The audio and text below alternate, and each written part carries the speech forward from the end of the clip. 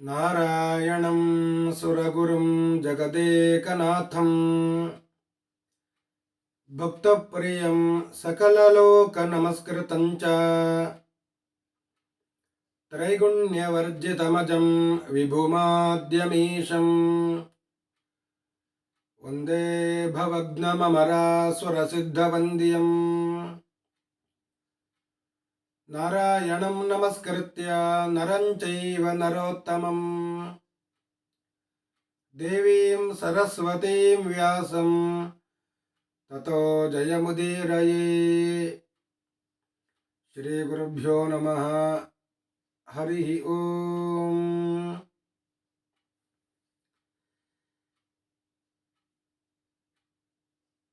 ಸಂಧಾನಕ್ಕಾಗಿ ಶ್ರೀಕೃಷ್ಣ ಉಪಪ್ಲಾವ್ಯದಿಂದ ಹೊರಟು ಕುಶಸ್ಥಲ ಎಂಬ ಊರಿಗೆ ಬಂದು ತಂಗಿದ್ದಾನೆ.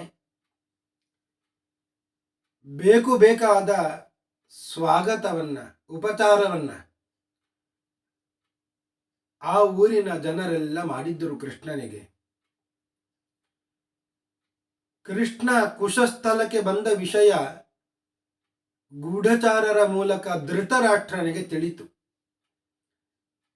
ಕುಶಸ್ಥಲಕ್ಕೆ ಬಂದಿದ್ದಾನೆ, ಇನ್ನು ಹಸ್ತಿನಾವತಿಗೆ ಬರ್ತಾನೆ. ಯಾಕೆ ಬರ್ತಾನೆ, ಏನು, ಎಲ್ಲವೂ ಕೂಡ ಗೂಢಚಾರರು ಹೇಳಿದ್ರು. ಆಗ ಧೃತರಾಷ್ಟ್ರ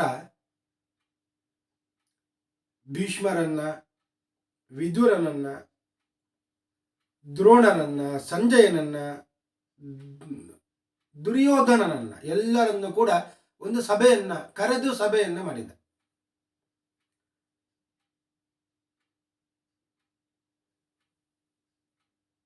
ಎಲ್ಲರನ್ನು ಕರೆದು ಮಾತನಾಡಿಸಿದ್ದು ದುರ್ಯೋಧನನನ್ನ.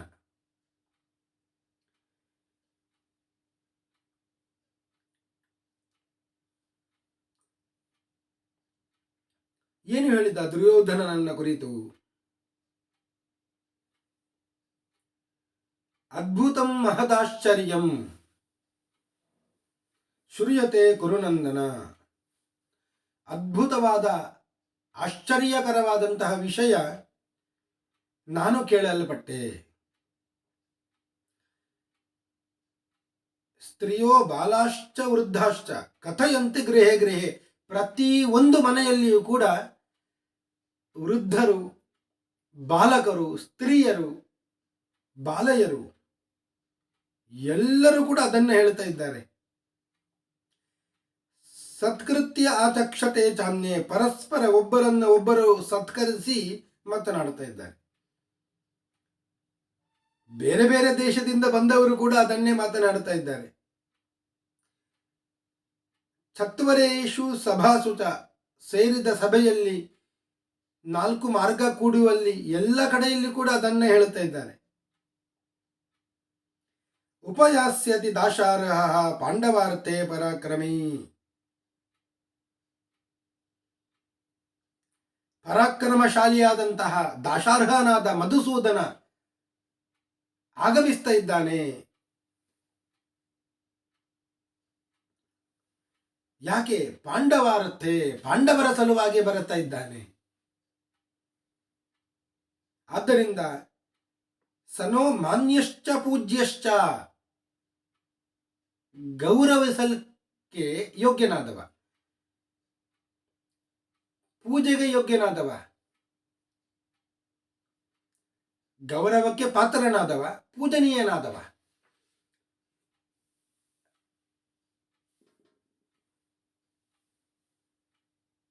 ಸಮಾನ್ಯತಾಂ ನರಶ್ರೇಷ್ಠ. ಅಂತಹ ಕೃಷ್ಣ ಬರ್ತಾ ಇದ್ದಾನೆ ಅಲ್ಲ, ಅವ ಗೌರವಿಸಲ್ಪಡಲಿ. ಯಾಕೆ ಅಂದರೆ ಸಹಿ ಧರ್ಮ ಸನಾತನ. ಸನಾತನವಾದ ಧರ್ಮ ಅಂದರೆ ಯಾರು? ಅದು ಕೃಷ್ಣ. ಅವನನ್ನ ಪೂಜಿಸಿದ್ರೆ ಸಾಕು, ಧರ್ಮ ಮಾಡಿದಾಗ ಆಯಿತು. ಪೂಜಿತೋ ಹಿ ಸುಖಾಯ. ಪೂಜಿಸಿದರೆ ಏನಾಯಿತು? ಸುಖ ಆಯಿತು. ಪೂಜಿಸದೇ ಇದ್ದರೆ ಸ್ಯಾತ್ ಅಸುಖಾಯ ಅಪಿ ಅಪೂಜಿತ. ಪೂಜಿಸಲಿಲ್ಲ ಅಂದ್ರೆ ಅದು ದುಃಖಕ್ಕೆ ಕಾರಣ ಆಗ್ತದೆ. ಒಂದು ವೇಳೆ ನಾವು ಪೂಜಿಸಿದಾಗ ದಾಶಾರ್ಹನಾದ ಮಧುಸೂದನ ಸಂತೋಷಗೊಂಡರೆ ಸರ್ವಾನ್ ಅಭಿಪ್ರಾಯನ ನಮ್ಮ ಎಲ್ಲ ಅಭಿಪ್ರಾಯಗಳು, ಇಷ್ಟಗಳು, ಅಭಿಷ್ಟಗಳು ಎಲ್ಲವೂ ಕೂಡ ನೆರವೇರುತ್ತದೆ. ಆದ್ದರಿಂದ ದುರ್ಯೋಧನ ಅವನ ಪೂಜೆಯ ಸಲುವಾಗಿ ಬರುವ ಮಾರ್ಗದಲ್ಲಿ ಪ್ರತಿಯೊಂದು ಕಡೆಯೂ ಕೂಡ ಸರ್ವಭೋಗ ಸಮನ್ವಿತವಾದಂತಹ ಸಭೆಯನ್ನು ಏರ್ಪಾಡು ಮಾಡು. ಹೇಗೆ ಮಾಡಿದರೆ ಅವನಿಗೆ ನಿನ್ನಲ್ಲಿ ಪ್ರೀತಿ ಉಂಟಾಗ್ತದೋ ಆ ರೀತಿಯಾಗಿ ಮಾಡು. ಇಷ್ಟು ದುರ್ಯೋಧನನಿಗೆ ಹೇಳಿ ಭೀಷ್ಮನನ್ನ ಕುರಿತು ಹೇಳ್ತಾ ಇದ್ದಾನೆ. ತಥಾ ಕುರುಷ್ವ ಗಾಂಧಾರೆ ಕಥಂ ವಾ ಭೀಷ್ಮ ಮನ್ಯಸೆ. ಏನು ಹೇಳ್ತಿ ಭೀಷ್ಮ ಇದಕ್ಕೆ? ಹೌದಲ್ವೋ? ಆಗ ಭೀಷ್ಮ ಮಾತ್ರವಲ್ಲ, ಎಲ್ಲರೂ ಹೇಳಿದ್ರು ಶ್ರೇಷ್ಠವಾದ ಸಲಹೆ ಧೃತರಾಷ್ಟ್ರ ನಿನ್ನದು ಅಂತ. ಊಚುಹು ಪರಂ ಅಮಿತ್ಯೇವ ಪರಮಂ ಇತ್ಯೇವ. ನಿನ್ನ ಸಲಹೆ ಅದು ಪರಮಶ್ರೇಷ್ಠವಾದದ್ದು.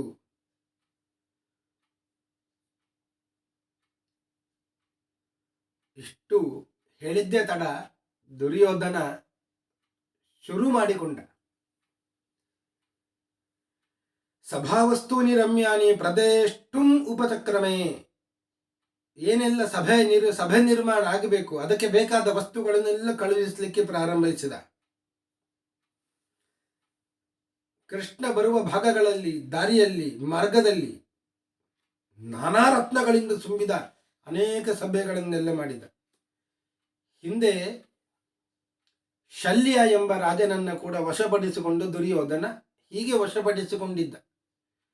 ಬರುವ ಮಾರ್ಗದಲ್ಲಿ ಬೇಕಾದ ಹಾಗೆ ಕುಡಿಲಿಕ್ಕೆ, ತಿನ್ನಲಿಕ್ಕೆ, ವಿಶ್ರಾಂತಿಗೆ ವ್ಯವಸ್ಥೆಗಳನ್ನು ಕಲ್ಪಿಸಿದ್ದ. ಶಲ್ಯ ತಪ್ಪಾಗಿ ತಿಳ್ಕೊಂಡಿದ್ದ, ಇದೆಲ್ಲ ಮಾಡಿದ್ದು ಯುಧಿಷ್ಠಿರ ಅಂತ, ಪಾಂಡವರು ಮಾಡಿದ್ದಾರೆ ಅಂತ. ಆ ಕಾರಣದಿಂದಲೇ ಯಾರೆಲ್ಲ ಈ ರೀತಿಯಾಗಿ ಮಾಡಿದ್ದಾರೆ ಅವರ ಪಕ್ಷವನ್ನು ನಾನು ಸೇರ್ತೇನೆ ಅಂತ ಗಟ್ಟಿಯಾಗಿ ಮನಸ್ಸನ್ನು ಇಟ್ಟು ಹೇಳಿದ್ದ. ನೋಡಿದರೆ ಅದು ದುರ್ಯೋಧನ ಮಾಡಿದ್ದಾಗಿತ್ತು.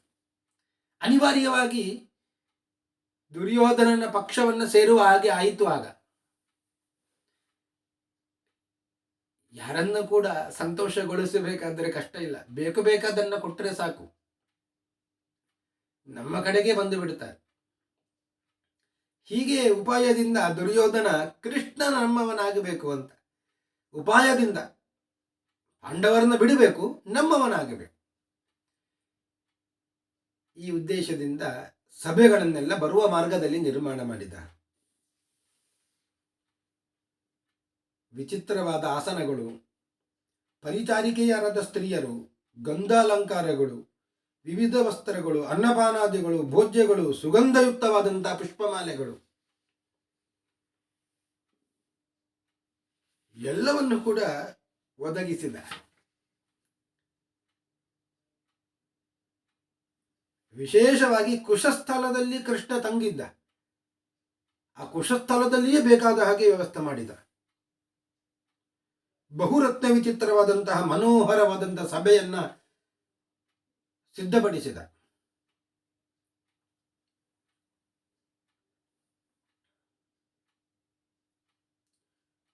ಇಷ್ಟೆಲ್ಲ ಮಾಡಿ ಧೃತರಾಷ್ಟ್ರನಿಗೆ ಹೇಳಿದ, ನಾನು ಬೇಕಾದ ಹಾಗೆ ಕೃಷ್ಣನಿಗೆ ವ್ಯವಸ್ಥೆಯನ್ನ ಕಲ್ಪಿಸಿದ್ದೇನೆ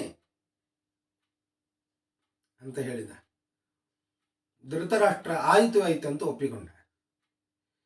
ಈ ಕಡೆ ಕೃಷ್ಣ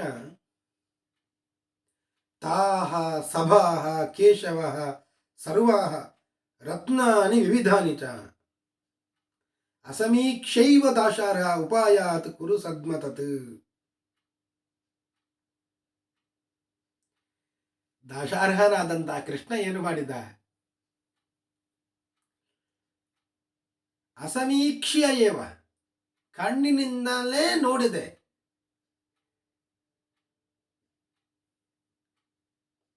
ಕಣ್ಣಿನಿಂದಲೂ ನೋಡದೆ ಕುರು ರಾಜ್ಯವನ್ನ ಪ್ರವೇಶ ಮಾಡಿದ್ದ. ಕುಶಸ್ಥಲವನ್ನ ಬಿಟ್ಟು ಕುರು ರಾಜ್ಯವನ್ನ ಪ್ರವೇಶ ಮಾಡಿದ್ದ. ಯಾವುದನ್ನು ನೋಡಿಲ್ಲ ಅಂತ. ಕೃಷ್ಣನಿಗೆ ಗೊತ್ತಿಲ್ಲದ ಈ ವಿಷಯ ಇದೆಯಾ? ಮೋಸಕ್ಕೆ ಬಲಿ ಆಗುವವ ಕೃಷ್ಣ ಅಲ್ಲ, ದೇವರಲ್ಲ. ನಾಟಕ, ನಟನೆ, ಕಪಟ, ಮೋಸ, ವಂಚನೆ ಅಂತ ಗೊತ್ತಿದೆ ಕೃಷ್ಣನಿಗೆ. ಆದ್ದರಿಂದಲೇ ಏನನ್ನು ನೋಡದೆ ಕುರು ರಾಜ್ಯವನ್ನು ಪ್ರವೇಶ ಮಾಡಿದ.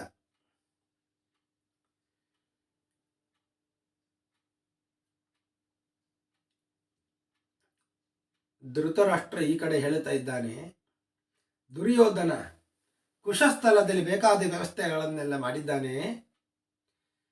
ಕುಶಸ್ಥಲದಿಂದ ನಾಳೆ ಬೆಳಗ್ಗೆ ಹೊರಟು ಉಪಪ್ಲಾವ್ಯದಿಂದ ಹೊರಟ ಕೃಷ್ಣ ಆ ಕುಶಸ್ಥಲವನ್ನ ಬಿಟ್ಟು ಮತ್ತೆ ಹಸ್ತಿನಾವತಿಗೆ ಕೃಷ್ಣ ನಾಳೆ ಬೆಳಗ್ಗೆ ಪ್ರಯಾಣ ಮಾಡುತ್ತಾನೆ. ಉಪಪ್ಲಾವ್ಯದಿಂದ ಬಂದು ಕುಶಸ್ಥಲದಲ್ಲಿ ತಂಗಿದ್ದಾನೆ. ಅಲ್ಲಿ ಬೇಕಾದ ವ್ಯವಸ್ಥೆಯನ್ನ ದುರ್ಯೋಧನ ಮಾಡಿದ್ದಾನೆ. ಅಲ್ಲಿಂದ ಬೆಳಗ್ಗೆ ಹೊರಟು ನಮ್ಮಲ್ಲಿಗೆ ಬರ್ತಾನೆ, ಹಸ್ತಿನಾವತಿಗೆ ಬರ್ತಾನೆ.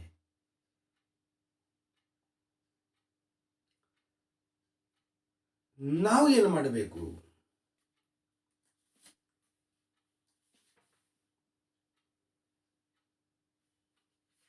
ವಿದುರನನ್ನು ಕರೆದ. ವಿದುರ, ಕೃಷ್ಣ ನಾಳೆ ಬೆಳಿಗ್ಗೆ ಬರ್ತಾ ಇದ್ದಾನೆ.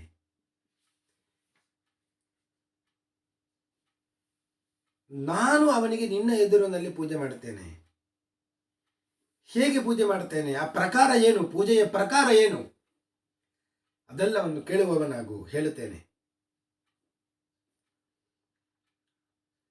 ಒಂದೇ ಬಣ್ಣದ ಪುಷ್ಪ,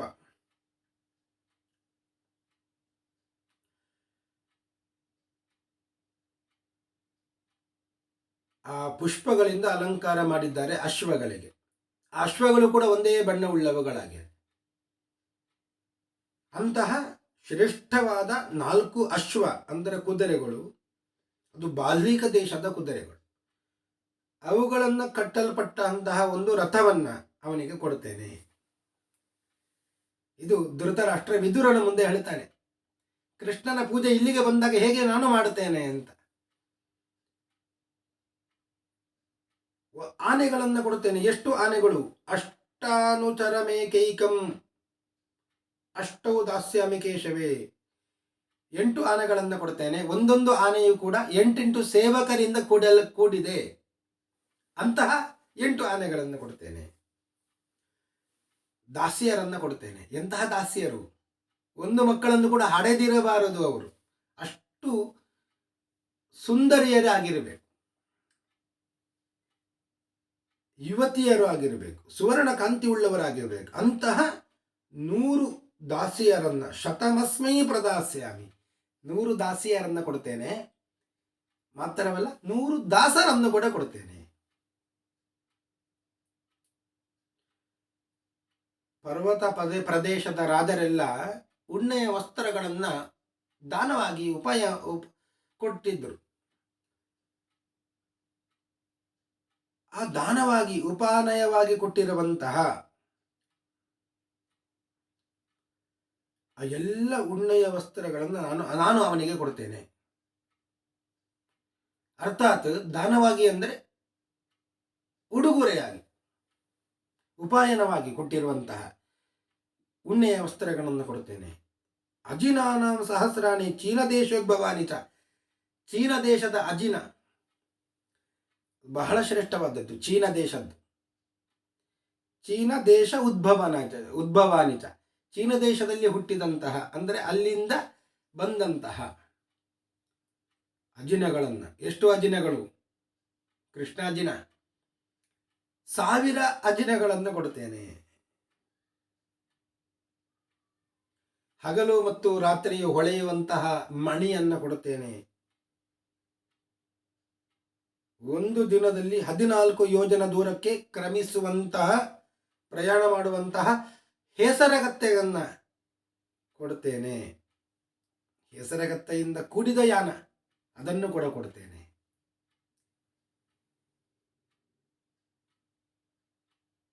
ಕೃಷ್ಣ ಬರುವಾಗ ಎಷ್ಟು ವಾಹನಗಳನ್ನು ತಂದಿರುತ್ತಾನೋ, ಆ ವಾಹನದ ಒಟ್ಟಿಗೆ ಎಷ್ಟು ಪುರುಷರು ಬಂದಿರುತ್ತಾರೋ ಅದರ 8 ಪಟ್ಟು ಅವನಿಗೆ ನಾನು ಕೊಡ್ತೇನೆ. ತಥೋಷ್ಟ ಗುಣಮಪ್ಯಸ್ಮೈ ಭೋಜ್ಯಂ ದಾಸ್ಯಾಮ್ಯಹಂ ಸದಾ.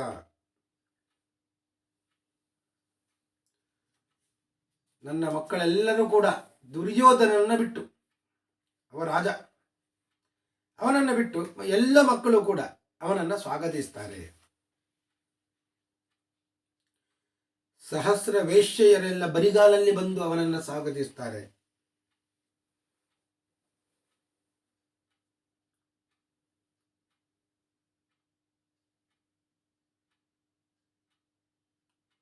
ಅವನಿಗೆ ಮನೆಯನ್ನು ಕೊಡುತ್ತೇನೆ. ಯಾರ ಮನೆ? ದುರ್ಯೋಧನನ ಮನೆಯನ್ನು ಕೊಡುವುದಲ್ಲ, ದುಶ್ಯಾಸನನ ಮನೆಯನ್ನು ಕೊಡುತ್ತೇನೆ. ಯಾಕೆ? ದುರ್ಯೋಧನನ ಮನೆಗಿಂತಲೂ 10 ಪಟ್ಟು ಚೆನ್ನಾಗಿರುವ ಮನೆ ಅಂದರೆ ದುಶ್ಯಾಸನನ ಮನೆ. ಅಷ್ಟು ಚೆನ್ನಾಗಿ ಅಲಂಕರಿಸಿ ಇಟ್ಟುಕೊಂಡಿದ್ದವ. ಅಂತಹ ಮನೆಯನ್ನ, ದುಶ್ಯಾಸನಸ್ಯ ಗೃಹಂ ದುರ್ಯೋಧನ ಗೃಹಾತ್ ವರಂ ತದ ಅದ್ಯ ಕ್ರಿಯತಾಂ ಕ್ಷಿಪ್ರಂ, ಅದನ್ನು ನಾನು ಅವನಿಗೆ ಕೊಡ್ತೇನೆ. ಸುಸಂರಷ್ಟಂ ಅಲಂಕೃತಂ.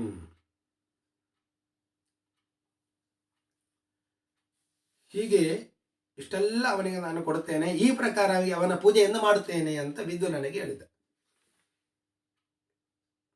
ವಿದುರ ಹೇಳಿದ,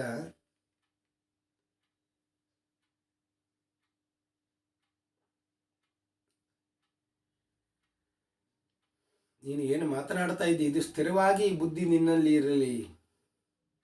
ನಿಜವಾಗಿಯೂ ನೀನು ವೃದ್ಧನಾಗಿದ್ದಿ. ನಿನ್ನಲ್ಲಿ ಧರ್ಮ ಇದೆ ಅಂತ ಪ್ರಜೆಗಳೆಲ್ಲ ತಿಳ್ಕೊಂಡಿದ್ದಾರೆ. ನಿನ್ನ ಗುಣ ಸಮೂಹಗಳಿಂದ ನೀನು ಪ್ರಜೆಗಳನ್ನ ರಕ್ಷಣೆ ಮಾಡಿದ್ದಿ, ಗೌರವಿಸಿದ್ದಿ. ನಿನ್ನ ಗುಣಗಳನ್ನ ರಕ್ಷಣೆ ಮಾಡಲಿಕ್ಕೆ ನೀನು ಯಾವಾಗಲೂ ಪ್ರಯತ್ನ ಪಡುವವನಾಗು.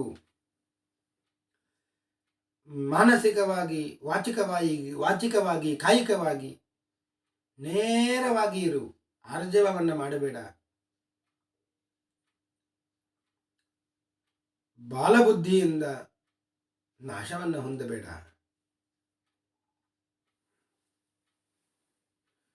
ನೀನು ಏನು ಈಗೆಲ್ಲ ಬಹಳಷ್ಟು ಒಂದು ಪಟ್ಟಿಯನ್ನೇ ಕೊಟ್ಟಿದ್ದೀಯಲ್ಲ, ಈ ರೀತಿಯಾಗಿ ಕೊಡ್ತೇನೆ, ಉಪಾಯನವನ್ನು ಕೊಡ್ತೇನೆ, ಉಡುಗೊರೆಯನ್ನು ಕೊಡ್ತೇನೆ ಅಂತ.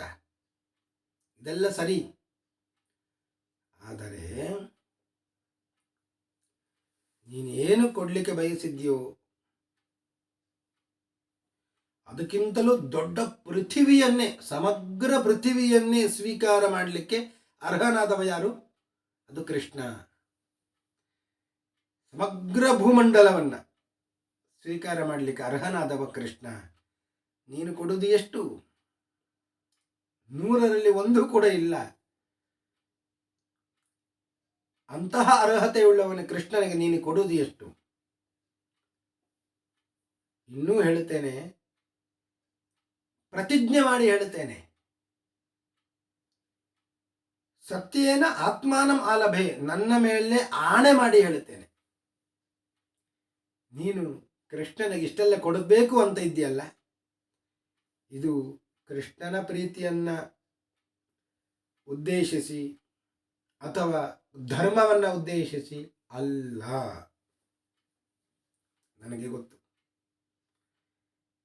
ಕೃಷ್ಣನ ಪ್ರೀತಿಯನ್ನು ಉದ್ದೇಶಿಸಿ, ಧರ್ಮವನ್ನು ಉದ್ದೇಶಿಸಿ ಅಲ್ಲ. ಮಾಯೇಶ ಸತ್ಯಮೇವೈತದ್, ಇದು ಮಾಯೆ ಅರ್ಥಾತ್ ಕಪಟ. ನಿನ್ನ ಭೂರಿ ದಕ್ಷಿಣೆಯ ಮಾತು ಏನಿದೆ, ಇದು ಮೋಸ ಮತ್ತು ಕಪಟ. ಛದ್ಮ ಏತತ್ ಭೂರಿ ದಕ್ಷಿಣ. ಇದು ಸತ್ಯವಾಗಿ ನಾನು ಹೇಳುತ್ತಾ ಇದ್ದೇನೆ. ಪಂಚೈವ ಲಿಪ್ಸಂತಿ ಗ್ರಾಮಕಾನ ಪಾಂಡವ ನೃಪ. ಪಂಚಪಾಂಡವರು ನಿನ್ನಲ್ಲಿ ಕೇಳಿದ್ದೇನು? 5 ಗ್ರಾಮಗಳನ್ನು ಕೊಡು ಸಾಕು ಅಂತ. ಅದನ್ನ ನೀನು ಕೊಡ್ತಾ ಇಲ್ಲ. ಕೃಷ್ಣನಿಗೆ 5 ಗ್ರಾಮ ಅಲ್ಲ, ಅದಕ್ಕಿಂತಲೂ ಹೆಚ್ಚಿನದ್ದು ಕೊಡ್ತೇನೆ ಅಂತ ಈಗ ಹೊರಟಿದ್ದಿ.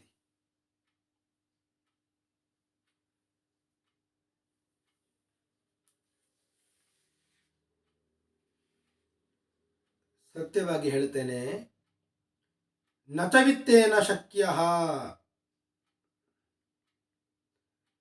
ಅವನನ್ನ ಹಣದಿಂದ ತೃಪ್ತಿಪಡಿಸಲಿಕ್ಕೆ ಸಾಧ್ಯ ಇಲ್ಲ,